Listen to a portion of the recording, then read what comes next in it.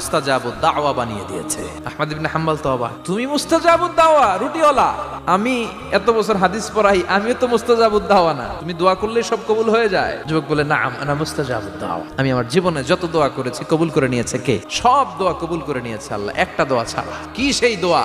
যুবক এবার বলতে শুরু করলো, আমার জীবনে যে দোয়াটা আল্লাহ কবুল করে নাই সেটা হচ্ছে আমি আল্লাহর কাছে অনেক চেয়েছি, অনেক দোয়া করেছি, যে আল্লাহ শুনেছি এই জামানার সবচেয়ে বড় মুহাদ্দিস, তার নাম নাকি ইমাম আহমদ ইবনে হাম্বল, আল্লাহ তোমার কাছে আমার চাওয়া আমি যেন এই ইমাম আহমদ ইবনে হাম্বলের দেখে মরতে পারি।